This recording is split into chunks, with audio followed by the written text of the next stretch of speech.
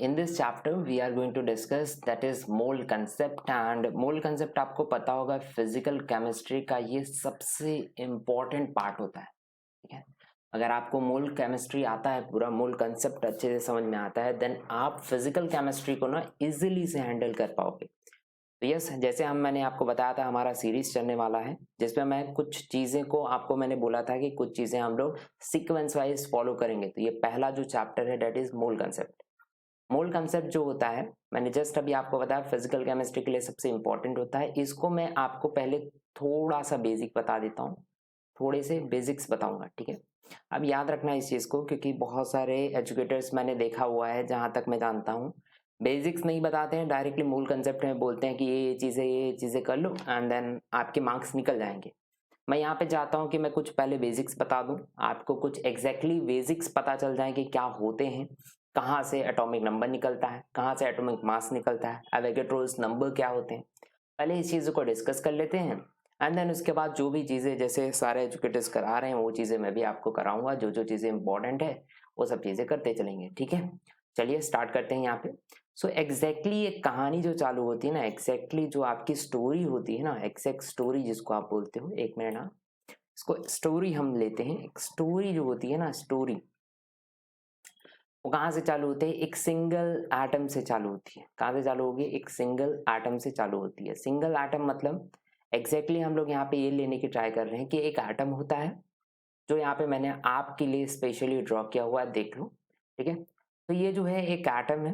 Atom में 3 parts होते होंगे, ये भी आपको पता होगा। अभी तो 4 पार्ट्स क्वार्क एंड ऑल भी निकाला गया था। बेसिक लेवल पे हम लोग बात कर रहे हैं, सिर्फ जितना आपने पढ़ा हुआ है उन सब चीज़ों को मैं रिविजन कराना चाहता हूँ। तो अभी के लिए हम ये देखते हैं कि यहाँ पे क्या होता है। एटम्स के अंदर आपको इलेक्ट्रॉन्स निकलेंगे, प्रोटॉन्स मिलेंगे एंड न्यूट्रॉन्स मिलेंगे। इलेक्ट्रॉन के ऊपर चार्ज कौन सा होता है? नेगेटिव होता है, इतना आपको पता चलता होगा। प्रोटॉन्स के ऊपर पॉजिटिव चार्ज एंड न्यूट्रॉन्स जो होते हैं वो रियल में न्यूट्रल होते हैं। आई थिंक ये भी पता होगा आपको। अब इलेक्ट्रॉन जो होता है ना, वो ऑलमोस्ट नेग्लेजिबल होता है।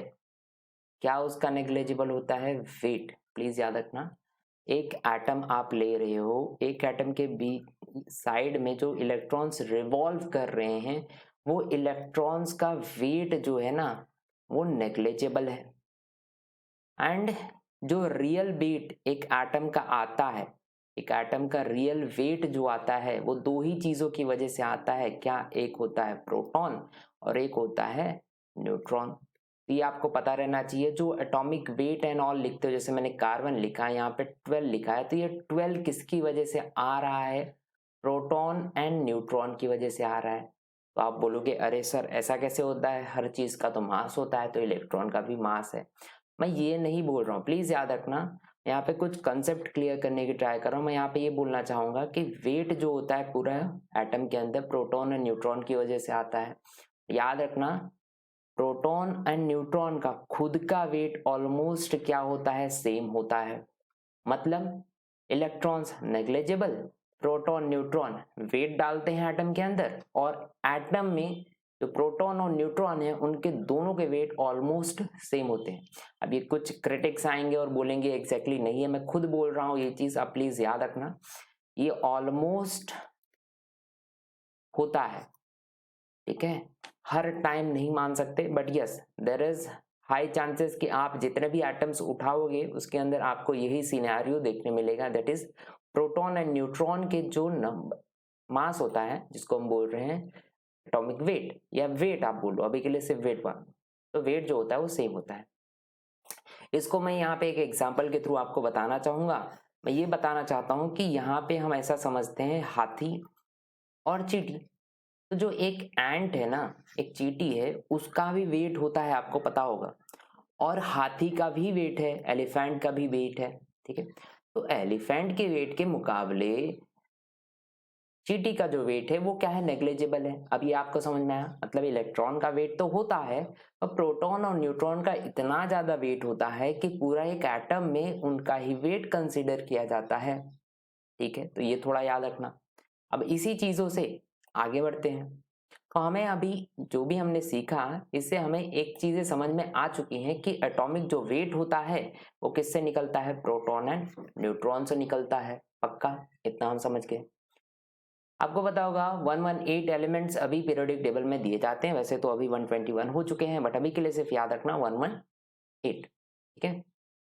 एक मिनट, हाँ, तो हम यहाँ ले लेते हैं 118 एलिमेंट्स। ये अब हमें इसमें से एक एलिमेंट का मैंने क्या किया, वेट निकालने की ट्राई की, जो आपकी बुक्स में दिया जाता है हर बार। यहाँ पे भी मैं वही चीजें बता रहा हूँ, कार्बन का वेट निकालने की हम ट्राई करेंगे। जब कार्बन का वेट निकालोगे तो कैसे निकालते हैं उसको समझते हैं। पहले कुछ कंसेप्ट देखोगे ना, आपके सच बोलता हूँ, ये कंसेप्ट अगर समझ में आ गया तो एटॉमिक वेट क्यों होता है, एटॉमिक मास क्या होता है और कहाँ से निकाला जाता है, वो सब चीजें समझ में आएंगी। ये प्रैक्टिकल एप्लीकेशन में बता रहा हूँ, एंड देन इसके बाद हम लोग चैप्टर्स पे तो डिटेल में चलेंगे ही। तो कार्बन का आपको पता होगा ये क्या है, 12 एटॉमिक वेट होता है। 6 क्या होता है, एटॉमिक नंबर होता है। हम वेट बात कर रहे हैं तो ये 12 कहाँ से आया होगा, एक कार्बन हम ले रहे हैं तो ये कार्बन के अंदर क्या होंगे, प्रोटॉन्स प्रेजेंट होंगे। कितने प्रोटॉन्स है भाई बता दो, 6 है। न्यूट्रॉन्स कितने होंगे, 6 है। इलेक्ट्रॉन्स कितने होंगे, 6 है, क्योंकि आपको पता होगा जितने पॉजिटिव चार्ज उतने नेगेटिव चार्ज ऑलमोस्ट रहते हैं, ठीक है। बट मैंने बोला इनका वेट जो है वो नेग्लेजेबल है, इलेक्ट्रॉन का वेट जो है वो ऑलमोस्ट क्या है, नेग्लेजेबल है। तो इलेक्ट्रॉन का वेट नेग्लेजेबल है तो इसको हम क्या कर लेते हैं, रब कर लेते हैं। मतलब ये अभी हमें ऑलमोस्ट काउंट ही नहीं करना है। मतलब कार्बन में जो 12 वेट आ रहा है वो किसकी वजह से आ रहा है, प्रोटॉन एंड न्यूट्रॉन्स की वजह से आ रहा है। Is I am clear? Okay, तो हमें एग्जैक्टली वेट पता चलता है। वेट इसका जब हम लोग वेट करते हैं तो ये निकलता है, कितना वेट निकलता है थोड़ा ध्यान से देखने की ट्राई करो, दैट इज 1.99 इंटू 10⁻³ -23 ग्राम। अब बोलोगे सर ये तो मतलब आपने मतलब कुछ ज्यादा ही छोटी यूनिट आपने बता दी है। यस, ये सच में छोटी यूनिट है। छोटी यूनिट मतलब इतनी ज्यादा छोटी यूनिट है, इसको मैं लिखने के लिए जाता हूँ तो ध्यान से देखना, ये हो जाता है 0.1 2 3 4 5 6 7 8 9 10 11 12 13 14 15 16 17 18 19 20 199 ग्राम। ओके, एग्जैक्टली आप देख के समझ रहे हो कि इतनी छोटी वेट है। तो हमने कार्बन के एटम का वेट निकाला। प्लीज याद रखना ये किसका निकाल रहे हो वेट, आप एक सिंगल एटम का वेट निकाल रहे हो। तो कार्बन के सिंगल एटम का वेट निकाला तो इतना निकला हुआ है। अब आपको दिमाग में आना चाहिए कि सर हम ये इतने से वेट को मेजर कर सकते हैं क्या, क्योंकि ये क्या है, बहुत स्मॉल अमाउंट है, ठीक है। इससे पहले समझने के लिए, yes there are very much important methods. I think in future आप पढ़ोगे, जैसे मास स्पेक्ट्रोस्कोपी, ठीक है। मास स्पेक्ट्रोस्कोपी से इनडायरेक्टली निकाला जा सकता है, पर इतने अमाउंट नहीं निकाला जाता, उसको ही हमें समझना है एवोगैड्रोस नंबर क्यों आया, और इसीलिए मैं चीज बता रहा हूं। तो हमें ये समझ में आ जाता है कि कार्बन के एक पार्टिकल जिसमें एक एटम प्रेजेंट होगा, उसके अंदर कितने इलेक्ट्रॉन्स होंगे, कितने मतलब क्या बोलते हैं मास होता है, तो कितने ग्राम होता है। जस्ट अभी हम ऊपर देख के आए हुए हैं, थोड़ा देख के बता दो मुझे, 1.99 इंटू 10⁻23। अब ये तो होगा एक पार्टिकल का, प्लीज याद रखना एक पार्टिकल का हुआ। मैंने क्या बोला यहाँ पे, कितने हैं टोटली, कितने हैं, 12 प्रोटॉन एंड इलेक्ट्रॉन है। तो इसको हम क्या कर रहे हैं, एक पार्ट को आपने निकाला था, एक पार्टिकल कार्बन के निकाला था। अगर इसको 12 से डिवाइड कर देते हो, दैट इज 12th से डिवाइड करते हो, क्योंकि आपने 12th पार्ट पढ़ा है। प्लीज समझ में इस चीज को रखना। ये जो हमने निकाला हुआ है कार्बन का वेट, ये एक कार्बन के पार्टिकल का निकला है। मैं यहाँ पे बोलने की ट्राई कर रहा हूँ, ऐसे तो उस कार्बन में कितने पार्टिकल प्रेजेंट हैं, 6 प्रोटॉन है और 6 न्यूट्रॉन है। समझ में आ रहा है? दैट मीन्स मैंने 12th पार्ट उसका निकाला है, तो इसको 12th से अगर डिवाइड कर दोगे तो आपका कुछ वैल्यू ऐसा निकलता है। और एग्जैक्टली मैं इसको लिखूं, सही से रिप्रेजेंट करूं, तो मेरी वैल्यू क्या निकलती है इसको देखने की ट्राई करो जरा।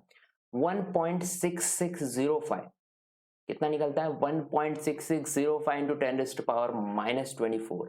और ये बहुत छोटी वैल्यू है, इसको ही हम क्या बोलते हैं, 1 AMU, और इसको बोला जाता है 1U। इसका मतलब क्या होता है ये चीज पहले समझते हैं। तो ये होता है एटॉमिक मास यूनिट हमें एग्जैक्टली समझ में आता है कि हमने क्या निकाला है, कार्बन का जो एटॉमिक नंबर था, एटॉमिक वेट था कितना था 12, उसके हिसाब से ये रिप्रेजेंटेशंस निकाले हैं। तो यस, अभी तक जो भी हमने देखा है यहाँ पे हमने ये सीख लिया है कि 1 AMU होता क्या है, 1 AMU कैसे निकाला जाता है, एंड 1 U भी कहीं पे लिखा जाता है। U का मतलब होता है यूनिफाइड मास। क्या होता है? Unified mass. Okay, is I am clear? इतना आई थिंक आपको पता चला होगा। फिर आ जाते हैं थोड़ी और चीजें देखने की ट्राई करते हैं कि इतने देर से जो भी हमने सीखा है इसका ओवरऑल मतलब क्या पता चलता है, ओवरऑल हमें क्या पता चलता है इस चीजों से, तो इसको समझने की ट्राई करो प्लीज। यहाँ पे हमने ये सीखा कि 1 एटम जो होता है ना, एक एटम जो होता है, एक एटम कार्बन का हमने लिया था, उसमें कितने निकले हुए हैं आपको पता है, 6 प्रोटॉन है, 6 न्यूट्रॉन्स थे, तो टोटली पार्टिकल्स कितने थे, 12 पार्टिकल थे। समझ में आ रहा है? और 12 पार्टिकल्स मिलके कितना वेट बना रहे हैं, इतने ग्राम बना रहे हैं, देख लो थोड़ा ध्यान से, 10⁻23 है। बट मुझे पता है कि जितने पार्टिकल्स है उतने ही, मतलब जितने प्रोटॉन्स है उतने ही न्यूट्रॉन्स है, तो टोटली मैं काउंट कर सकता हूँ कि 12 होंगे। ठीक है, इसीलिए मैंने इसको 12 से डिवाइड कर दिया, और ये जो वैल्यू मुझे मिलती है इसी को मैं बोल देता हूँ 1 AMU, और इसको मैं क्या बोल रहा हूँ, फुल फॉर्म क्या है, एटॉमिक मास यूनिट, और नहीं तो मैं इसको क्या बोल सकता हूँ, 1U, जिसको हम क्या बोल सकते हैं, 1 unified mass. I think clear है इतना। देन और भी चीजें होती हैं, और भी चीजें होती हैं, जैसे कि समझो ये नाइट्रोजन मैंने लिया है, ठीक है, नाइट्रोजन मैंने लिया, नाइट्रोजन में एटॉमिक नंबर मैंने रखा हुआ है 7, और यहाँ पे है 14। आई थिंक आपको पता होगा ये सब चीजें, है ना। 7 प्रोटॉन्स होते हैं, 7 न्यूट्रॉन्स होते हैं, 7 इलेक्ट्रॉन्स होते हैं, पता है मास किसकी वजह से आता है, इनकी वजह से आता है, इनकी मास जो है वो नेग्लेजेबल है। तो ऑलमोस्ट इसको कैसे काउंट कर सकते हो, जो हमने काउंट किया ना, ये अभी फिक्स बन गया है भैया, ये अभी क्या बन चुका है, फिक्स बन चुका है। एक पार्टिकल का वैल्यू हमने निकाल लिया, टोटली कितने पार्टिकल हैं, 14 पार्टिकल है, तो डायरेक्टली आप कैसे बोल पाओगे 14 EMU।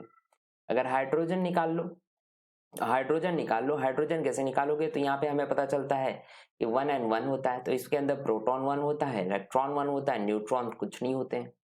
मतलब इसके अंदर पार्टिकल कितने हैं मुझे बताइए, वेट किसकी वजह से होता है, इलेक्ट्रॉन्स की वजह से होता है क्या, नहीं होता है, प्रोटॉन्स की वजह से होता है, मतलब पार्टिकल 1 है, 1 है, तो इतना हम समझ जाओ कि इसको हम कैसे लिखेंगे, 1 इंटू क्या हो जाएगा, 1.6605 इंटू 10⁻⁻24 ग्राम, और इसको ही हम इतने देर से क्या बोल रहे हैं भाई, इसको ही हम क्या बोल रहे हैं, EMU बोल रहे हैं, तो आप ऐसे बोल सकते हैं ना 1 AMU या 1 U। आई थिंक इतना आपको कंसेप्ट क्लियर होना चाहिए, तभी आपको atomic number, atomic weight and all सारी चीजें समझ में आएंगी। आगे बढ़े।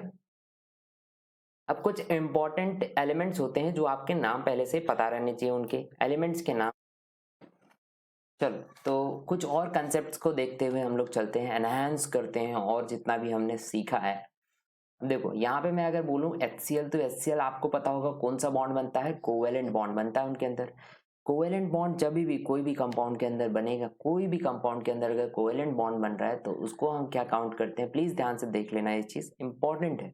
क्या काउंट करते हैं इसको, हम बोलते हो मॉलिक्यूलर वेट या मॉलिक्यूलर मास। क्लियर हुआ इतना। बट ये NaCl आपको पता होगा, NaCl इसके अंदर आयोनिक बॉन्ड होता है ना, Na plus and Cl minus आपने पढ़ा होगा, Na प्लस बन जाता है एंड Cl माइनस बन जाता है, इतना पढ़ा होगा। तो इसको हम बोलते हैं फॉर्मूला मास। क्या बोलते हो आप इसको, फॉर्मूला मास बोलते हो। ये कॉम्पिटिटिव एग्जाम्स या कहीं ना कहीं इन फ्यूचर आपसे पूछा जा सकता है, आपको ये चीजें पता रहनी चाहिए। इनिशियली क्या होता है, जितने भी कोवेलेंट बॉन्ड, या अभी याद रखना कोवेलेंट बॉन्ड, जितने भी कोई भी कोवेलेंट बॉन्ड हो, उसको अगर वो कोवेलेंट बॉन्ड फॉर्म हो रहा है तो उसको हम बोलते हैं मॉलिक्यूलर मास या मॉलिक्यूलर वेट। सिंपल सा कंसेप्ट है।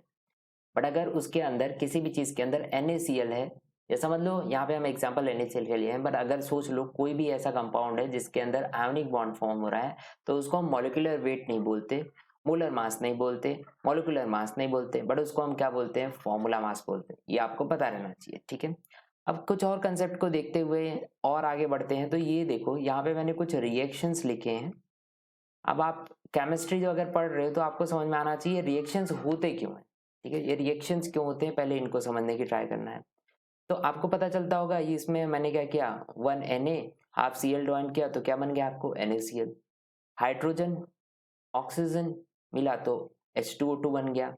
हाइड्रोजन क्लोरीन मिला तो HCl बन गया।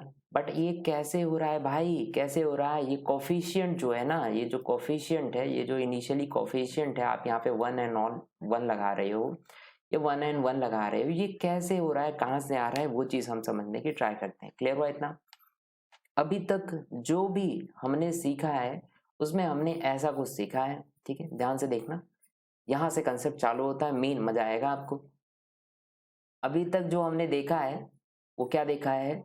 112 AMU कार्बन के लिए देखा था ना। मैंने आपको बोला कि मुझे कार्बन ला के दे दो, तो आप मुझसे बोलोगे कि कार्बन का एटॉमिक वेट कितना है, मैं बोलूंगा 12 है, तो आप कितना ला के मुझे दोगे? 12 AMU।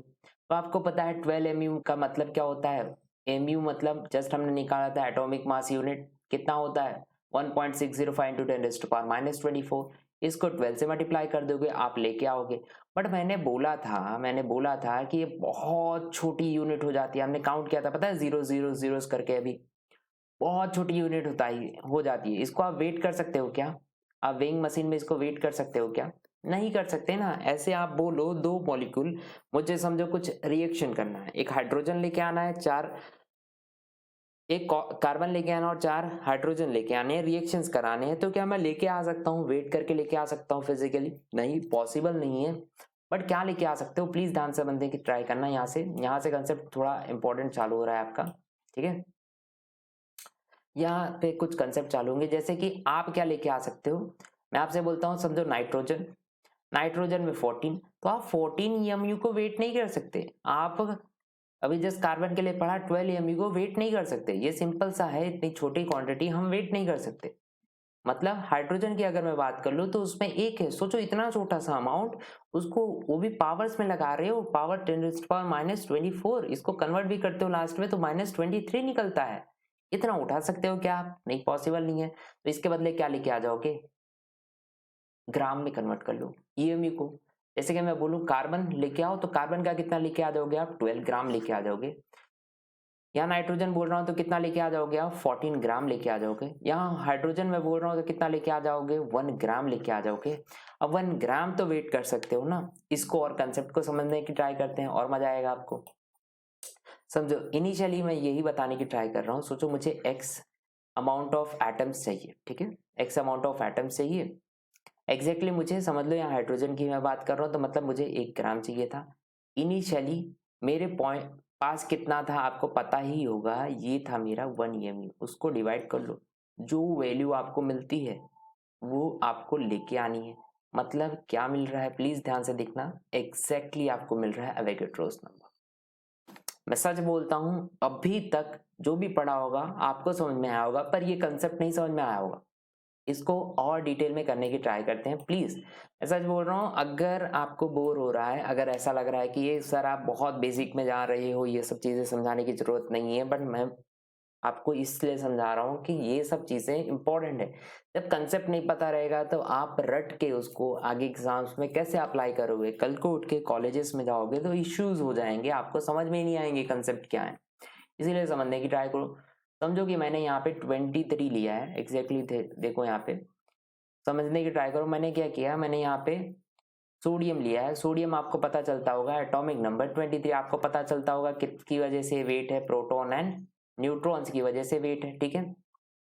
23 आया है। यहाँ पे एटॉमिक नंबर, अगर मुझे बोलना है कि एक एटम ऑफ सोडियम चाहिए तो मैं कितना लेना आऊंगा? जस्ट हम इतनी देर से कर रहे थे 23 EMU। बट मैंने आपको बताया ये तो पॉसिबल नहीं है। क्यों? क्योंकि ये देख के समझ में आता होगा EMU का मतलब इतना है, इतनी छोटी अमाउंट्स को हम वेट नहीं कर सकते। क्लियर हुआ? तो इसके बदले मैं आपको क्या बोलूंगा, इसके बदले मैं ये बोलूंगा कि आप इतना ग्राम नहीं वेट कर सकते ना, ये माइनस में जो यूनिट है ये ग्राम में था, इतना ग्राम नहीं वेट कर सकते, तो इसकी जगह क्या कितना वेट कर लो? 23 ग्राम वेट कर लो। तो आप बोलोगे अरे सर मैंने तो वेट बढ़ा दिया, तो मतलब क्या चेंज होना चाहिए? एक्स एटम चेंज हो जाना चाहिए। पहले तो आप एक एटम लेके आ रहे थे ना, तो इतने ग्राम थे। अगर आप 23 ग्राम लाओगे तो कितने एटम होंगे?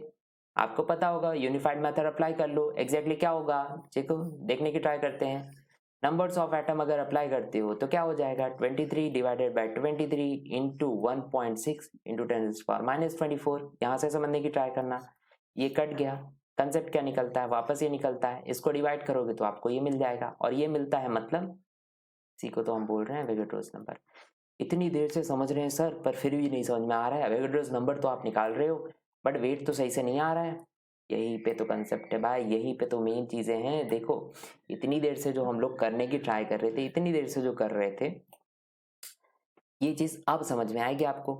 23 EMU जो हमने निकाला है ना, उसमें एक एटम था, आपको पता चलता होगा, बट मैंने बोल दिया 23 हम वेट नहीं कर सकते, तो इसके बदले में क्या लेके आ जाऊंगा, 23 ग्राम लेके आ जाऊंगा लैब में। हाँ आप इतना तो वेट कर सकते हो। तो इसमें कितने एटम्स हो जा रहे हैं, इतनी देर से हम लोग निकाल रहे हैं, सब में क्या निकल रहा है, एवोगैड्रोस नंबर ही निकल रहा है।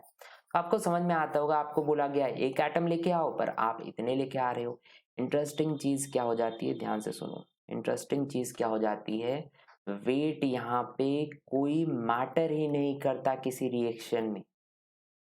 अभी हमेशा याद रखना, अगर मैं एक व्हीकल ले रहा हूं, मुझे रिएक्शन करानी है, अगर मैं इतना पार्ट किसी एक केमिकल से भर देता हूं और दूसरा पार्ट इतने केमिकल से भर देता हूं, बट उस केमिकल के जो पार्टिकल्स हैं वो क्या है, स्मॉल हैं, और वेट उनका कम है, बट नंबर उनका ज्यादा है।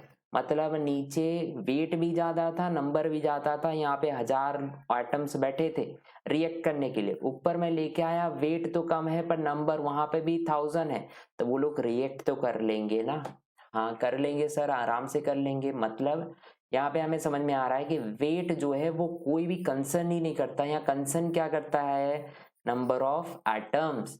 और इसी चीज से एक एग्जाम्पल्स मैं बताना चाहूंगा, जो स्कूल्स में भी आपको बार बार बताया जाता होगा जब भी ये पढ़ाते होंगे एवोगैड्रोस नंबर। एग्जैक्टली समझने की ट्राई करना, इतनी देर से जो भी हम समझ रहे थे, अब आपको फल महसूस होगा, आपको लगेगा अरे भाई चलो कुछ नया सीखा है हमने। मैं दर्जन की बात करता हूँ, मैं आपसे बोलता हूँ एक दर्जन केला लेके आइए, कितना लेके आओगे, 12 लेके आओगे। मैं आपको बोलता हूँ एक दर्जन कार लेके आइए, कितना लेके आओगे, 12 लेके आओगे। मैं आपको बोलता हूँ एक दर्जन ह्यूमंस को लेके आइए, आप कितने लेके आओगे, 12 लेके आओगे। मैं आपको बोलता हूँ एक दर्जन पेन लेके आ जाइए, आप कितने लेके आओगे, 12 लेके आओगे। इतना पता चलता है सब में कॉमन क्या है, सब में कॉमन क्या है, नंबर कॉमन है। 12 लेके आ रहे हो आप, 12 लेके आ रहे हो, समझ गए। वेट कॉमन है क्या, नहीं। कार का वेट तो टन्स के ऊपर निकल जाएगा, और ये 12 पेन का तो आपको पता होगा किलो भी सही से नहीं जाएगा, केजीज में भी काउंट नहीं होगा। मतलब यहाँ पे समझ में आता है कि हमें रिएक्शंस कराने के लिए वेट मैटर नहीं करता, बट नंबर मैटर करता है, और इसीलिए एवोगैड्रोस ने दिमाग लगा लिया। एवोगैड्रोस ने दिमाग क्या लगाया कि अगर हमें रिएक्शन ही करानी है तो हमें क्या करना चाहिए, हमें तो नंबर से कोई मेथड ही नहीं होना चाहिए। EMUs क्यों काउंट करने बैठ रहे हैं हम लोग, वेट क्यों निकाल रहे हैं, हम क्या निकालते हैं, डायरेक्टली नंबर निकालते हैं, एटम्स निकालते हैं, और यहीं से कंसेप्ट हो जाता है। आपको पता होगा एवोगैड्रोस नंबर निकलता है, एवोगैड्रोस नंबर फिक्स हो गया। मैं आपको कल को उठ के बोलता हूँ, समझिए, मैं आपको बोलता हूँ सोडियम, वाटर, NaOH, तीनों का क्या लेके आ जाओ। मैं आपको बोलता हूँ सिंपल सा क्या करो, सोडियम मुझे लाके 1 EMU दे दो। आप क्या बोलोगे सर 23 EMU काउंट नहीं कर सकता हूं मैं, तो मैं क्या कर रहा हूँ 23 ग्राम वेट लाके आपको दे रहा हूँ।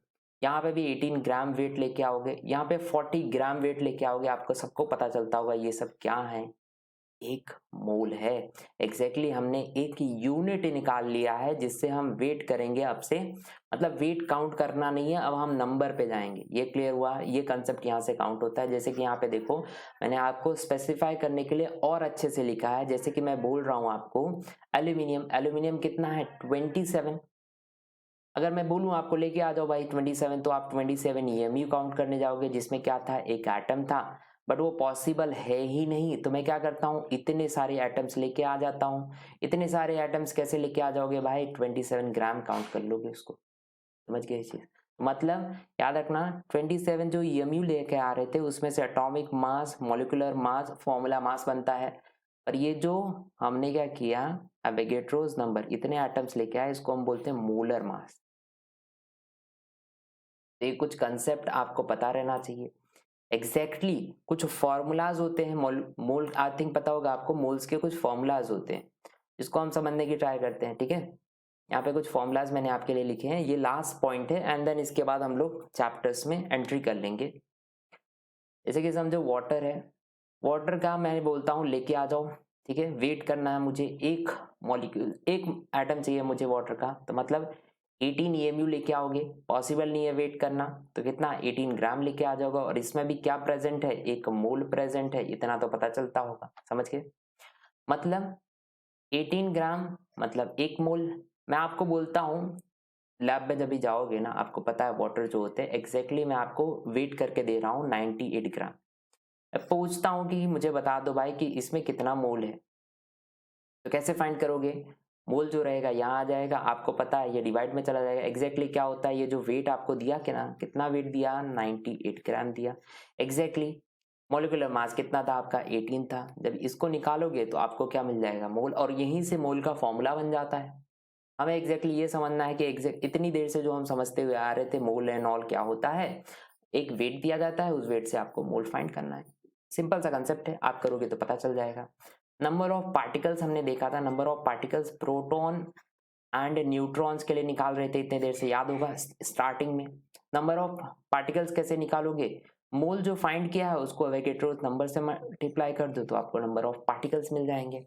आई थिंक इतना क्लियर हो गया होगा अगर आपको, तो सारे कंसेप्ट जो होते हैं ना, बेसिक कंसेप्ट जिसको हम बोलते हैं, जो बहुत सारे बच्चों को जल्दी समझ में नहीं आता कि मोल का फॉर्मूला कहाँ से आ गया, एवोगैड्रोस नंबर कहाँ से आ गया, एवोगैड्रोस का मतलब क्या होता है, वो सब चीजें मैंने यहाँ पे समझाने की ट्राई की है। ओके, सो यहाँ पे अभी हम लोग को जो भी चीजें मेन चीजें थी ना, जिसको हम बोलते हैं मोल कंसेप्ट एंड उसकी कुछ चीजें, वो डिटेल में पढ़ने वाले हैं। पहला जो आता है मोल कैलकुलेशन के लिए आता है। मोल कैलकुलेशन होता क्या है उसके लिए पूछा जाता है, तो कैलकुलेशन से रिलेटेड क्वेश्चंस मैं बता देता हूँ क्या क्या पूछा जा सकता है आपको और क्या क्या ध्यान में रखना है। तो 3 तरीके के क्वेश्चंस होते हैं, 3 तरीके से क्वेश्चंस आपसे पूछा जा सकता है, ठीक है। इसको हम डिटेल में बात कर लेते हैं, देखिए। एंड इसको बोलते हैं हम लोग क्या, Y map. And Y map आपको बेसिक लेवल पे पढ़ाया भी जाता होगा, शायद आपने पढ़ा भी होगा। और थोड़ा ध्यान रखना, अगर आपको बोला गया है वेट कैलकुलेट करने के लिए, क्या कैलकुलेट करने के लिए, वेट, तो 2 चांसेस होते हैं आपके पास, 2 चीजें हैं। 2 चीजें क्या है उसको समझिए, 2 चीजें हैं आपके पास। पहला ये है, देखिए ये एरोज देख के आपको समझ में आ रहा होगा, ये एरोज देख के समझ में आ रहा होगा। देखो मोल से, अगर आप मोल आपको दिया गया है एंड मोल से आपको वेट फाइंड करना है, तो क्या करना है आपको, मल्टीप्लाई करना है, समझ में आया। मोल से अगर नंबर ऑफ एंटिटीज फाइंड करना है तो मल्टीप्लाई करना है, मोल से अगर आपको वॉल्यूम फाइंड करना है तो मल्टीप्लाई करना है। थोड़ा ये एक चीज समझ में आना चाहिए, क्या, ये वाई फॉर्मूला आप याद कर लेना, ठीक है। इसमें जब भी मोल से हम कुछ बना रहे होंगे, जब भी मोल से कुछ भी बनाना होगा तो याद रखना उसको मल्टीप्लाई करना पड़ता है। और जो चीज दी गई है उससे अगर आपको मोल बनाना है, मतलब कोई भी चीज दिया गया है और उससे फाइंड करना है आपको, मोल मोल फाइंड करना है, ऐसा पूछ दिया गया है, तो आपको डिवाइड कर लेना है। बेसिक कंसेप्ट है, देखते हुए चलते हैं। पहले तो अगर वेट दिया गया है आपको, पहले ये देखो ध्यान से, वेट दिया गया है तो आपको क्या करना है, मल्टीप्लाई करना है इसको विथ एटॉमिक वेट या मॉलिक्यूलर वेट। एटम होगा तो एटॉमिक वेट, मॉलिक्यूल होगा तो मॉलिक्यूलर वेट, ठीक है। अब थोड़ा याद रखना, क्यों कब करना है ये, जब मोल से आपको वेट बनाना है।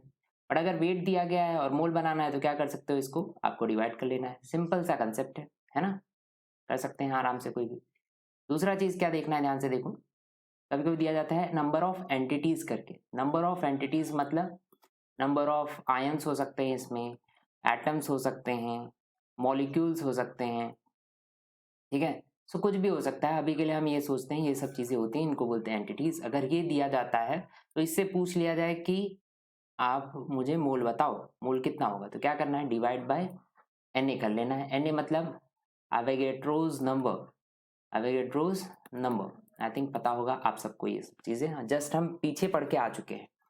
और अगर यही चीजें आपसे पूछ ली जाए कि मोल दिया गया है और नंबर ऑफ एंटिटीज पार्टिकल्स कितने होंगे, ऐसा पूछा जाता है, या बोल देते हैं आपसे कि नंबर ऑफ एटम्स कितने होंगे, तो आपको क्या करना है, उसको मल्टीप्लाई कर लेना है विद Na। तो ये थोड़ा याद रखना, डायग्राम बहुत इंपॉर्टेंट है आप सबके लिए। दूसरा क्या आता है, वॉल्यूम एट एसटीपी।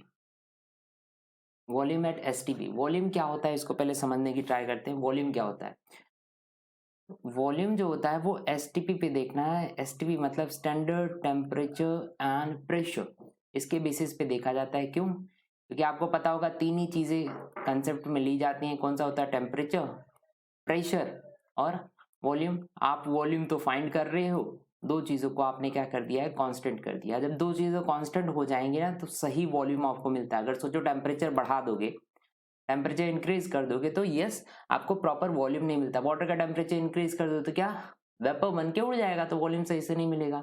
अगर प्रेशर इंक्रीज कर दोगे तो आपको पता है कि क्या हो सकता है, प्रेशर इंक्रीज होगा, हीट जनरेट होता है, और दूसरा क्या हो जाता है, लिक्विफिकेशन ऑफ गैसेस हो जाते हैं, तो वो भी आपको वॉल्यूम प्रॉपर नहीं मिलेगा। इसीलिए इन दोनों चीजों को आपको क्या करना पड़ता है, इन दोनों चीजों को आपको कांस्टेंट रखना पड़ता है, समझ में आया? इसलिए यहाँ इसको बोलते हैं वॉल्यूम। कौन सा है, गैस में है, वो भी एक एसटीपी पे रखा जाता है। इससे पूछा जाता है क्वेश्चन, ध्यान से सुनना। अगर आपको मोल दिया गया है, बोला जाता है कि वॉल्यूम क्या होगा, तो आपको क्या करना है, मल्टीप्लाई करना है। याद रखना ये रास्ते जब जाते हो, यहाँ से मोल से कुछ भी फाइंड करना है तो मल्टीप्लाई करना है, और अगर वॉल्यूम दिया गया आपसे मोल फाइंड किया करने के लिए पूछा है तो आपको क्या करना है, डिवाइड करना है, ठीक है। ओवरऑल फॉर्मूला क्या बनता है, आई थिंक ये भी आपने पढ़ा होगा। ओवरऑल फॉर्मूला क्या बनता है, इसको समझते हैं, ठीक है। ओवरऑल फॉर्मूला क्या बनेगा, जो बेसिक जस्ट मैं बता के आ चुका हूँ कि कहाँ से बनता है। तो ओवरऑल जो फॉर्मूला मोल का होता है आपको पता होगा, वेट अपॉन मॉलिक्यूलर वेट या मॉलिक्यूलर मास, ठीक है। ये वेट जो होता है वो गिवन होता है, या कभी कभी ऐसा होता है कि मोल आपको फाइंड करने के लिए बोलेंगे तो ये सब चीजें रहेंगी, नहीं तो मोल दे देंगे तो वेट फाइंड करना पड़ेगा। दूसरा होता है नंबर ऑफ एंटिटीज, अगर दिया गया है मोल कैसे फाइंड करोगे, अभी जस्ट मैं बता के आया हूँ। मोल फाइंड करना है तो नंबर ऑफ एंटिटीज दी गई है तो क्या करोगे, एंटिटीज को डिवाइड बाय एन कर दोगे। सिंपल सा जस्ट कंसेप्ट है। ये चीजें आपको पता अगर चल रही हैं तो इनको अप्लाई करने की ट्राई करना, इनको अप्लाई करना एक बार, ठीक है। कैसे अप्लाई कर सकते हो, हमारे चैनल पे आप टेलीग्राम ओपन कर लेना, ठीक है। टेलीग्राम गेट ए रिएक्शन नाम से ही उसको जाके ज्वाइन कर लो। वहाँ पे पहले से ही इस चैप्टर के 10 डीपीपीज दे के रखा हुआ हूँ मैं, ठीक है। पहले से हमारे पास 10 डीपीपीज हैं, डेली प्रैक्टिस पेपर्स, वहाँ से आप जाके क्वेश्चंस को सॉल्व कर सकते हो। इजी वे में दिया गया है, वहाँ पे सॉल्व कर सकते हो, पर मैथड यही आपको अप्लाई करना है, ठीक है। तो ये पहला पार्ट हमने पढ़ लिया। पहला पार्ट हमारा कौन सा था, that was mole calculation. I think इतना क्लियर होगा सबको, मोल कैलकुलेशन हमें समझ में आ गया है। आगे बढ़ते हैं थोड़ा सा। नेक्स्ट जो आता है टॉपिक, एक मिनट, हाँ, नेक्स्ट टॉपिक आता है दैट इज कंपोजिशन, ठीक है। अब ये भी इंपॉर्टेंट टॉपिक माना जा सकता है, बट बेसिक लेवल पे कभी कभी पूछते हैं, चांसेस होते हैं नहीं होते, बट हाँ कभी कभी आप एक्सपेक्ट कर सकते हो आ जाए। परसेंटेज कंपोजिशंस कैसे होते हैं, देखिए परसेंटेज कंपोजिशंस कैसे होता है, atomic weight into number of atoms divided by molecular weight, ठीक है, ऑफ कंपाउंड इनटू 100। अगर ये कर लेते हो तो आपको मिल जाता है परसेंटेज कंपोजिशन। करके देखते हैं, एक क्वेश्चन अप्लाई कर देते हैं। यहाँ पे पूछा हो क्या, find the percentage composition in H2SO4। अगर ऐसा पूछा जाता है तो आपको पता होगा इसमें हाइड्रोजन कितना है, सल्फर कितना है एंड ऑक्सीजन कितना है, ये पूछा गया है। तो देखते हैं परसेंटेज ऑफ हाइड्रोजन। आपको पता होगा कितने मॉलिक्यूल्स यहाँ के हाइड्रोजन के हैं, 2 मॉलिक्यूल, तो आपने क्या लिख लिया, नंबर ऑफ एटम में 2 लिख दिया, ठीक है। एंड कितना यहाँ पे आपको पता होगा एटॉमिक वेट कितना होता है हाइड्रोजन का, 1 होता है। टोटल H2SO4 का अगर वेट निकालते हो तो 98 निकलता है। इनटू क्या करना है आपको, 100 करना है। अप्लाई करो, आपको एक परसेंटेज मिल जाएगा, and that is percentage composition of hydrogen. Same goes with sulphur, आप सल्फर के साथ यही चीजें कर सकते हो। सल्फर का आपको पता होगा एटॉमिक वेट कितना है, 32, और कितने मॉलिक्यूल यहाँ सल्फर है, 1 है, डिवाइडेड बाय 98 इंटू 100। समझ में आता है इतना। ऑक्सीजन का कैसे निकालोगे, ऑक्सीजन का आपको पता होगा कितने मॉलिक्यूल हैं, 4 मॉलिक्यूल हैं, एटॉमिक वेट 16 डिवाइडेड बाय 98। यहाँ एक ऑक्सीजन की बात की जा रही है, थोड़ा याद रखना इस चीज को, इंटू 100 कर लो। कितना आंसर निकलेगा, जो भी आंसर निकलेगा वो क्या होगा, परसेंटेज कंपोजिशन होगा आपके लिए। क्लियर हुआ इतना। आई होप ये 2 टॉपिक आपको क्लियर हो चुका होगा। यहाँ पे हम लोग बात कर लेते हैं डेंसिटी के बारे में। डेंसिटी जो होती है आपने बेसिक लेवल पे पढ़ा होगा, पर 2 टाइप की डेंसिटीज होती हैं। एक होता है एब्सोल्यूट डेंसिटी, दूसरा क्या होता है, रिलेटिव डेंसिटी। एब्सोल्यूट डेंसिटी क्या होता है, रिलेटिव डेंसिटी क्या होता है, उसको समझने की ट्राई करते हैं। बट इसमें कुछ केसेस जैसे काम कर रहे हैं आपको, जैसे कि मैं पहला केस आपको यहाँ पे बताने वाला हूँ, that is case number 1 for solid and liquid, ठीक है, फॉर सॉलिड एंड लिक्विड। पहले बात कर लेते हैं हम एब्सोल्यूट डेंसिटी की, जिसको हम रिप्रेजेंट करेंगे स्मॉल डी से। क्लियर हुआ इतना। आप जो बेसिक लेवल पे पढ़ते हो ना बचपन में, कौन सा होता है, मास अपॉन वॉल्यूम डेंसिटी, वो यही है। इसको ही हम क्या बोलते हैं, एब्सोल्यूट डेंसिटी आप बोलते हो, ठीक है। रियल में इसका यूनिट क्या होता है, मास का हो जाता है ग्राम में, वॉल्यूम जो होता है ml में रहता है। और कभी कभी चांसेस है ऐसा कि आप एग्जामिनेशन में बैठोगे और वहां पे आपको वॉल्यूम जो है वो सी सेंटीमीटर में, अभी के लिए सी सेंटीमीटर में मिल जाएगा, मतलब क्यूबिक सेंटीमीटर में आपको मिल सकता है। ये थोड़ा याद रखना, सेम ही मतलब होता है। दूसरी हम बात करते हैं रिलेटिव डेंसिटी की, जो जस्ट अभी मैंने बताया दूसरे टाइप का रिलेटिव डेंसिटी। ये किसके लिए देख रहे हैं, ध्यान रखना, सॉलिड एंड लिक्विड के लिए आप देख रहे हो। क्लियर हुआ? तो रिलेटिव डेंसिटीज क्या होती है उसको समझने की ट्राई करते हैं। रिलेटिव डेंसिटीज में ये क्या होता है कि डेंसिटी ऑफ अ सब्सटेंस, मतलब अभी जस्ट मैं बताता हूँ, सोचो आपने कार्बन डाइऑक्साइड की डेंसिटी निकालनी थी, तो आपने कुछ निकाल दिया, समझो x करके मैंने निकाला है। अब ये जो होता है रिलेटिव, ये आपकी डेंसिटी बन चुकी है, इसको हम क्या बोलेंगे, डेंसिटी ऑफ कार्बन डाइऑक्साइड, ठीक है, divided by density with respect to water, थोड़ा याद रखना, एट 4 डिग्री सेल्सियस, ठीक है। तो इसको हम क्या बोलते हैं, रिलेटिव डेंसिटी। हमेशा जो भी डेंसिटीज निकलती हैं उसको वाटर के प्रोस्पेक्टिव से डेंसिटी से डिवाइड कर दिया जाता है।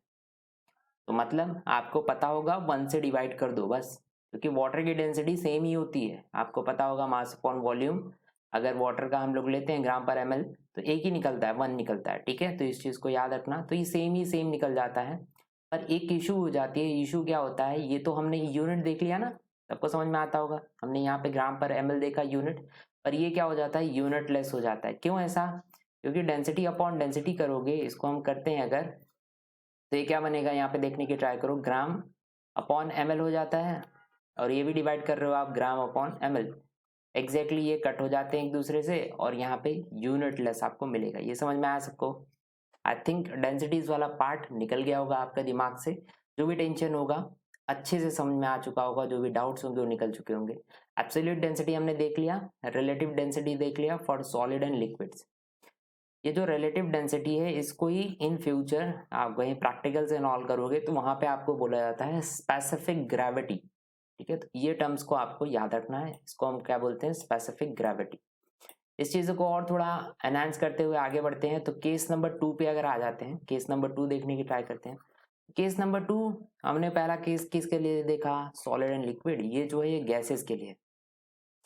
गैसेस का हम बात करते हैं अभी, एब्सोल्यूट डेंसिटी फॉर्मूला क्या होता है, पीएम अपॉन आर टी, ठीक है, PM upon R T. P मतलब क्या होता है, प्रेशर, एम मतलब molecular weight, R means that is gas constant. हमेशा याद रखना गैस कांस्टेंट यहाँ पे वही जो बेसिक हम लोग लेते हैं 0.081, ठीक है।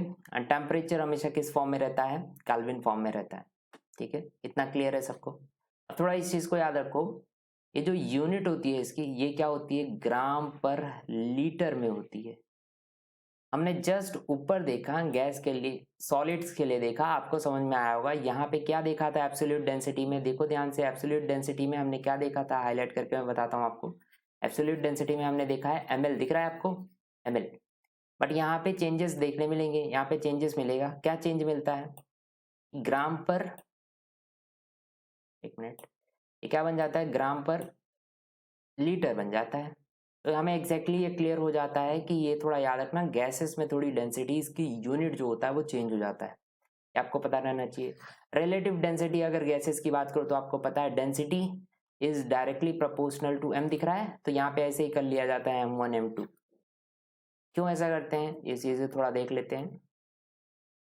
क्योंकि सारी चीजें जो होती है वो कांस्टेंट मान लिया जाता है, प्रेशर को कांस्टेंट माना जाता है, टेम्परेचर को कांस्टेंट। आपको पता होगा गैस के लिए टेम्परेचर एंड प्रेशर कांस्टेंट रखते हैं, ठीक है।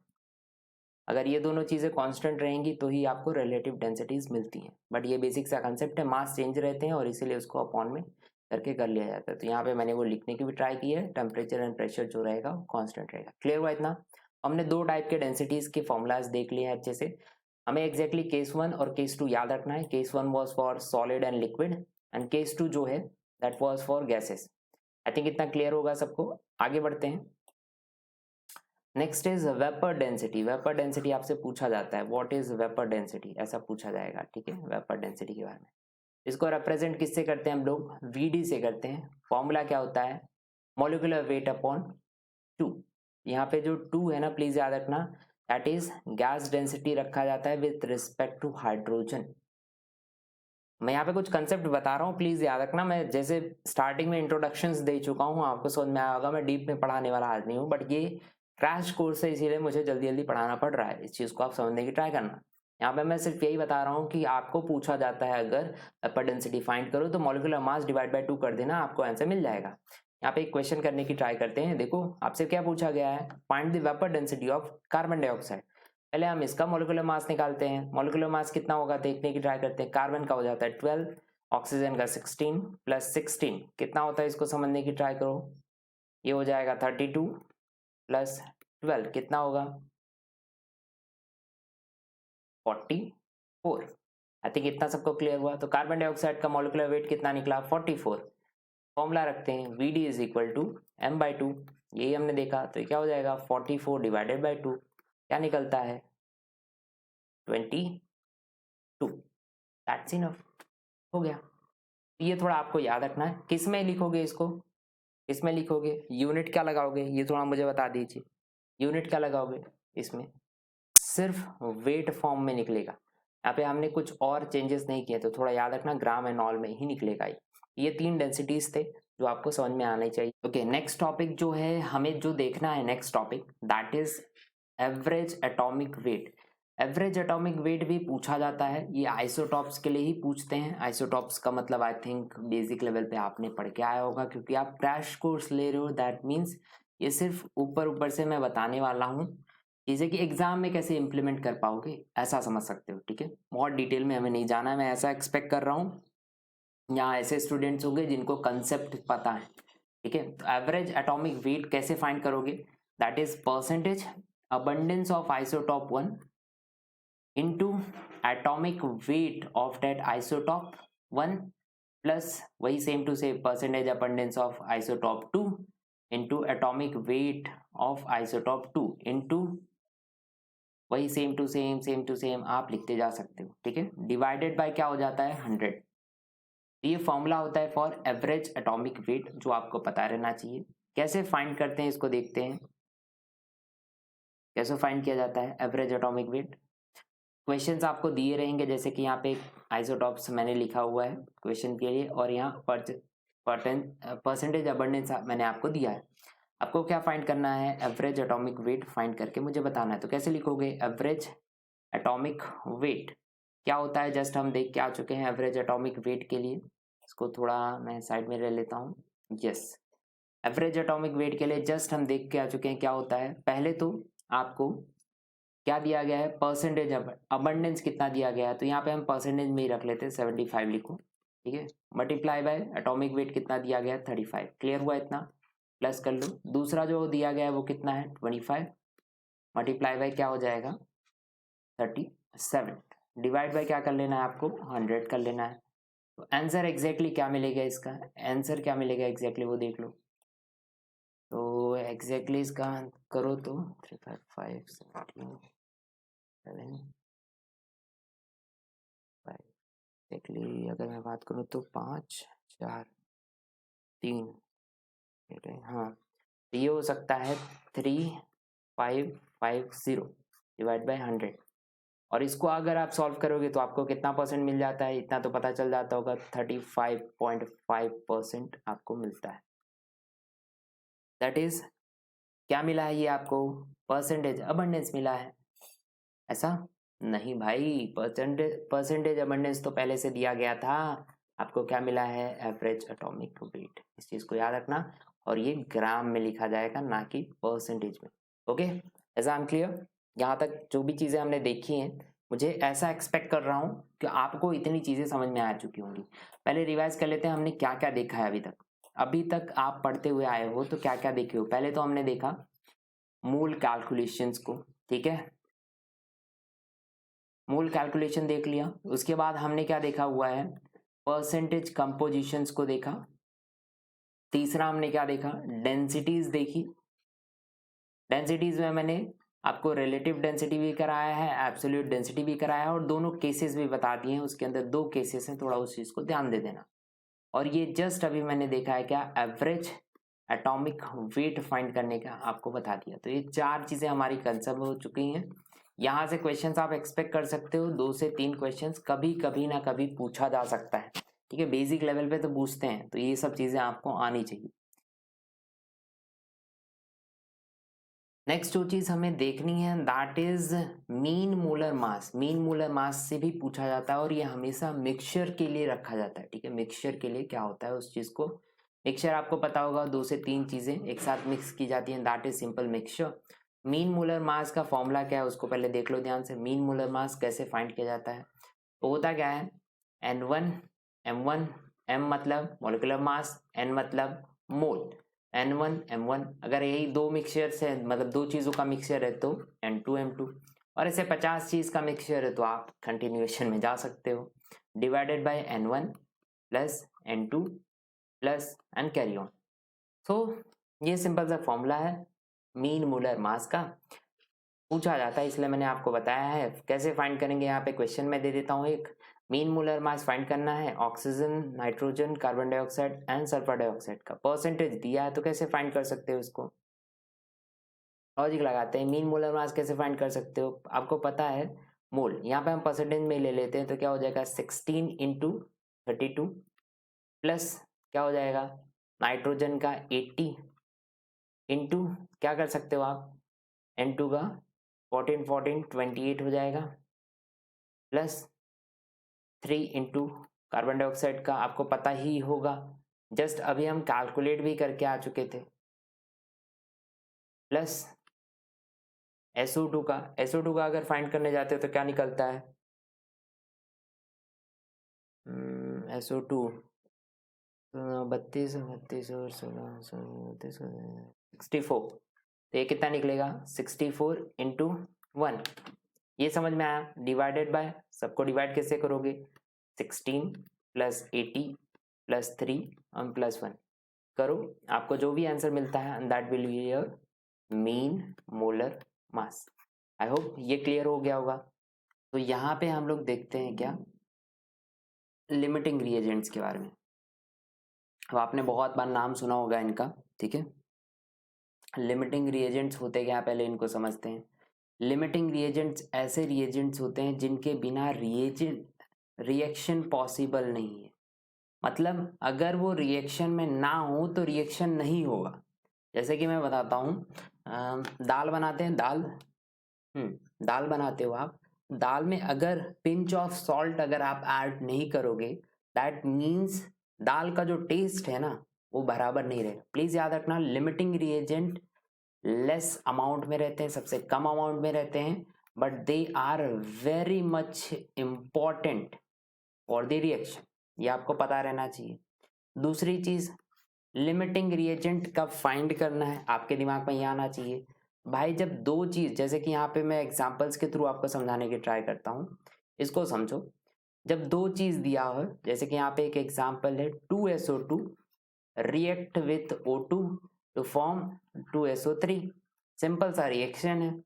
बट ये जब इसमें दोनों के मोल्स दिए गए, दिख रहा है आपको, दोनों रिएक्टेंट के मोल्स दिए गए हैं, जब ऐसा हो दोनों के मोल्स दिए गए हों या वेट दिया गया हो या वेट बाय वेट दिया गया हो कुछ भी, बट जब दोनों की क्वांटिटीज मेंशन हो तभी हम लोग क्या लिमिटिंग रिएजेंट यूज करेंगे, ये समझ में आया।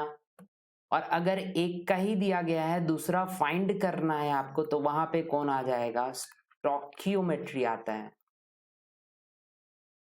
ठीक है। ये क्लियर हुआ, स्टोकियोमेट्री वहां पे यूज करेंगे, अभी जस्ट मैं समझाऊंगा इसके बाद ही समझाऊंगा, बट पहले लिमिटिंग रिएजेंट्स हम समझ लेते हैं कि एग्जांपल के थ्रू अगर यहाँ पे दिया गया लिमिटिंग रिएजेंट तो कैसे यूज करोगे उसको समझने की ट्राई करते हैं, ठीक है।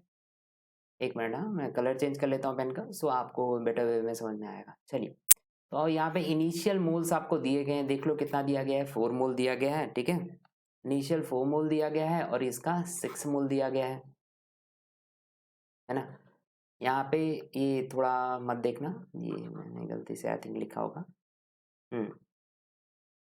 मोल रिएक्टेड कैसे फाइंड करोगे, तो क्या करना है आपको, जो मोल्स दिए जाते हैं ना, जितने भी मोल्स दिए जाते हैं उसको उनके कोफिशिएंट से डिवाइड कर दो आप। जैसे कि यहाँ पे 2 था तो 2 से डिवाइड कर लो, यहाँ पे कुछ नहीं है तो हम एक्सपेक्ट करेंगे कि ये 1 है, इतना क्लियर हुआ। तो क्या बचता है 2 बचता है और यहाँ पे क्या बचेगा 6 बचेगा। अब इसमें से बताओ सबसे ज्यादा कौन है, सबसे कम है 2 सबसे कम है, तो ये आपका क्या बन जाता है लिमिटिंग रिएजेंट। बस यहीं पे काम खत्म। आपसे अगर क्वेश्चन में सिर्फ यही पूछा गया है which of the following is limiting reagent in this reaction, तो आपको सिर्फ क्या बोलना है SO2 is playing as an limiting reagent in this reaction, ठीक है। पर आगे भी पूछ सकते हैं, आगे क्या पूछा जा सकता है कि जो दूसरा अमाउंट था वो कितना बचा, तो आपको पता है लिमिटिंग रिएजेंट मैंने आपको जस्ट बोला ये बहुत कम अमाउंट में होता है और खत्म हो जाता है रिएक्शन होते होते, पर इंपॉर्टेंट होता है, तो ये तो जीरो हो जाएगा, इतना हमें समझ में आता है। और खत्म हो गया तो मतलब आगे एड ऑन हो चुका होगा, तो इसको हम मल्टीप्लाई कर लेते हैं उसी 2 से। क्लियर हुआ, इतना सबको समझ में आया। दूसरा यहां से निकल रहा है क्योंकि इसके साथ रिएक्ट किया है, तो इसमें से 2 को माइनस कर लेते हैं। तो कैसे करना है इसको ध्यान से प्लीज एक बार देख लो जल्दी जल्दी, क्वेश्चन भी कराऊंगा तो आपको समझ में आना चाहिए। इनिशियल लेवल पे लिमिटिंग रिएजेंट हमें समझ में आ जाता है। लिमिटिंग रिएजेंट जब पता चल जाए कि ये 2 है ये 6 था, इसलिए इसको हमने सबसे कम अमाउंट था 2 इसको कंसिडर किया। ये मैंने बोला रिएक्शन में खत्म हो जाएगा तो इसको 0 कंसीडर कर लेना। कि इसके साथ रिएक्ट कर रहा है, इसके साथ रिएक्ट कर रहा है, रिएक्ट कर रहा है मतलब इसमें से 2 मोल के साथ तो खुद कंबाइन हो चुका होगा, बॉन्ड बना चुका होगा, तो उसको 2 से माइनस कर दो। आगे प्रोडक्ट आपको दे रहा है तो उसको 2 से मल्टीप्लाई कर लो। बस बेसिक कंसेप्ट यही है, जो आपको मिलता है उसको लिख लो। तो ये तो हो गया 0 भाई, ये कितना हो जाता है आपका 4 हो जाता है, और ये कितना हो जाता है 4 हो जाता है। बस काम खत्म हो गया, ठीक है। एक क्वेश्चन करने की ट्राई करते हैं, आई थिंक वो ज़्यादा बेटर वे में आपको क्लियरिटी देगा। देखो एक क्वेश्चन मैंने यहाँ पे लिखा है, क्वेश्चन को पहले समझते हैं, जस्ट अ मिनट। हाँ मैं फिक्स कर लेता हूँ सो बेटर वे में आपको समझ में आएगा। चलिए ओके परफेक्ट। तो हम लोग यहाँ पे देखते हैं कि 4 मोल that is 4 moles of N2 लिया गया है, is reacted with 9 moles of H2। अब हमें समझ में आ रहा है कि N2 और H2 दोनों के मोल्स दे दिए गए, मतलब कौन सा फैक्टर आप लगाओगे, लिमिटिंग रिएजेंट वाला फैक्टर लगाओगे। क्लियर हुआ। To form NH3 find limiting reagent, और आगे का भी पूछा होगा तो भी मैं बता दूंगा। क्लियर हुआ। पहले आपको क्या करना है रिएक्शन देखना है। रिएक्शन देखो N2 plus 3 moles of H2, ये तो आपको पता ही चलता होगा बेसिक लेवल का, आपने कहीं ना कहीं पे पढ़ाई होगा रिएक्शन, और आपका अमोनिया बना रहा है। इनिशियल मोल्स इसके कितने दिए गए थे, N2 के 4 मोल्स दिए थे, मैंने लिख दिया यहाँ पे, और 9 मोल्स किसके दिए गए थे, H2 के दिए गए थे, ठीक है। फिर आप क्या कर सकते हो, आगे कैसे लिखोगे इसका, दैट इज मोल रिएक्टेड। क्या लिखोगे, मोल रिएक्टेड। मोल कितने रिएक्ट कर रहे हैं, तो मैंने जस्ट अभी आपको बताया था, यहाँ पे 4 लिखा, यहाँ पे 9 लिखा, बट उसके जो कॉफिशियंट है उस वैल्यूज से उसको डिवाइड कर लो। तो 1 से डिवाइड कर लिया, यहाँ पे कितना कॉफिशियंट है 3, तो 3 से डिवाइड कर लिया। क्लियर हुआ इतना।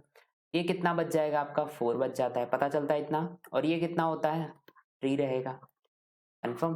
तो लिमिटिंग रिएजेंट कौन है ये मुझे बता दो, कम कौन है, सबसे ज्यादा कम कौन है भाई, कम तो यही दिख रहा है मुझे, yes H2 is playing as a limiting reagent. आपको क्वेश्चन में सिर्फ पूछा है लिमिटिंग रिएजेंट कौन है, तो यहाँ पे ये लिख लेना है कि H2 इज लिमिटिंग रिएजेंट। बस काम खत्म हुआ हमारा क्वेश्चन का। आगे देखते हैं क्या क्या और चीजें फाइंड कर सकते हो। और चीजें मैंने आपको बोला था आगे फाइंड करने के लिए, यहाँ पे देख लेते हैं। आगे आपसे क्या पूछा जा सकता है कि बचता कौन है, तो बचने के लिए मैंने बोला था लिमिटिंग रिएजेंट पूरा खत्म हो जाएगा, है ना, पूरा खत्म हो जाएगा। कैसे खत्म हो जाता है, ये है लिमिटिंग रिएजेंट 3, ये पूरा खत्म हो जाएगा, मतलब ये तो हो जाता है 0।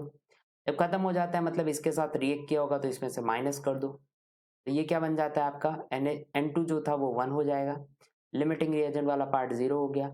और बना कितने देते हैं, जस्ट हमने देखा लिमिटिंग रिएजेंट जितना था उतना उसको रख लेना है, तो 2 इंटू 3 कर लो, कितना हो जाता है ये 6। ये क्या मिलेगा 0, ये क्या मिलेगा 1, बट आपका काम बन गया।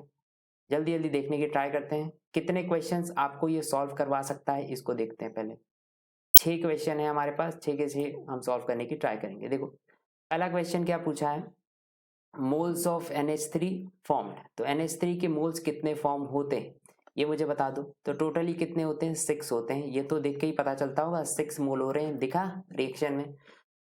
फिर पूछा क्या है, weight of NH3 formed, NH3 जो बना ना उसका वेट बता दो मुझे कितना है। तो आपको पता होगा वेट ऑफ NH3 अगर निकालते हैं तो 14 प्लस 3 कितना हो जाएगा 70। इसको 17 से मल्टीप्लाई कर लो, 6 इंटू 17, जो आंसर निकले वो आपका बन जाएगा। क्लियर हुआ इतना, ये हो जाएगा वेट। तीसरा क्या क्वेश्चन पूछा जा सकता है, मॉलिक्यूल, अब ये पहला लेक्चर का स्टार्टिंग याद करो भाई। स्टार्टिंग क्या था, मॉलिक्यूल क्या होगा, मॉलिक्यूल बनाने के लिए आपको सिर्फ ये क्या दिया गया, ध्यान से देखने की ट्राई करना। ये आप मोल्स की बात कर रहे हो, मोल से जब मॉलिक्यूल बनाना है ना तो उसको मल्टीप्लाई करना करता है एवोगैड्रोस नंबर से, ठीक है। तो इसको हम मल्टीप्लाई कर लेंगे, आपका आंसर मिल जाएगा। 6 को मल्टीप्लाई कर लो एवोगैड्रोस नंबर से, आपको आंसर मिल जाएगा। चौथा क्या क्वेश्चन पूछा जा सकता है, चौथा क्वेश्चन ये हो सकता है कि volume of NH3 at STP। तो वॉल्यूम्स के लिए मैंने बोला था, वॉल्यूम के लिए 22.4 से मल्टीप्लाई कर लेना, किसको 6 से, आपको आंसर मिल जाएगा। Mole of excess reactant left, excess कौन बच गया, अरे भाई ये तो कन्वर्ट हो चुका था, हमने देखा एक्सेस ये बचा हुआ है भाई, एक्सेस रिएजेंट कितना बचा हुआ है, 1 मोल बच गया है।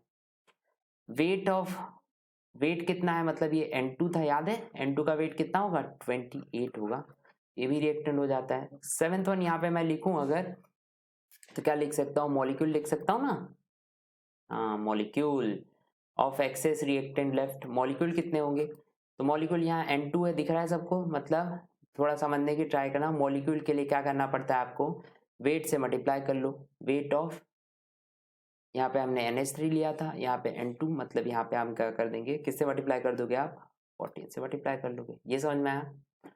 ऐसे ही नीचे वाला भी सॉल्व कर सकते हो एंड मोल से नॉल निकाल सकते हो। तो क्वेश्चंस आपको किसी भी तरीके से पूछा जा सकता है, ज्यादा करके चांसेस है कि आपसे ये पूछेंगे, ठीक है, जो फाइनल प्रोडक्ट्स बनते हैं। बट अगर रिएक्टेंट लेफ्ट हो चुका है, उसके मोल्स कितने हैं एंड ऑल तो वो भी पूछा जा सकता है, तो उसको भी क्लैरिटी आप दिमाग में रखना, उसको भी सॉल्व करने की ट्राई करना। आई होप ये चीजें आपको समझ में आई होंगी। अब सेकेंड पार्ट हम लोग बात करते हैं, अगर रिएक्शन में ऐसा बोल दिया जाए, जैसे कि समझो यहाँ पे सिर्फ इनिशियल मोल में सिर्फ N2 का दे दिया जाए और बोला जाए कि H2 का फाइंड करो, तो ऐसा हो जाएगा, तो वहां पे लिमिटिंग रिएजेंट वाला मेथड आप यूज नहीं कर सकते, इस चीज को याद रखना। वहां पे कौन सा मेथड आएगा, स्टोइकियोमेट्री आएगा। तो स्टोइकियोमेट्री का क्या करना है उसको हम समझने की ट्राई करते हैं। Yes, if you like this video till now, अगर आपको पसंद आया है एंड चीज़ें कुछ भी हेल्पफुल लगी हुई हैं, एंड श्योरली आप चैनल को सब्सक्राइब कर सकते हो। ऐसे वीडियोस पूरा मैं पोस्ट कराने वाला हूँ। आई थिंक मैं जितना मेरी तरफ से एफर्ट्स डाल सकता हूँ नीट एंड JEE के लिए मैं पूरा डालूंगा। हाँ, JEE मेंस के लिए ये पूरा कंटेंट आपके लिए सफिशिएंट होगा, एडवांस के लिए नहीं होगा, बट नीट के लिए पूरा सफिशिएंट होगा, अच्छे से मैं इतना बोल सकता हूँ, ठीक है। तो इसके आगे का जो कंसेप्ट बाकी है, जैसे कि नॉर्मलिटी, मोलैरिटी एंड ऑल जो चीज़ें हैं, ज़्यादा लंबे वीडियोस हो जाएंगी, इसलिए मैं चाह रहा हूँ कि इसका पार्ट 2 में बना दूँ। तो पार्ट 2 में हम लोग कंटिन्यू करेंगे। And if like this video then video को जरूर लाइक कर देना एंड चैनल को सब्सक्राइब कर लेना। आप टेलीग्राम पे भी हमें ज्वाइन कर सकते हो, जहाँ पे भी आपको सारी चीज़ें अवेलेबल पहले से ही हो जाएंगी। Thank you so much.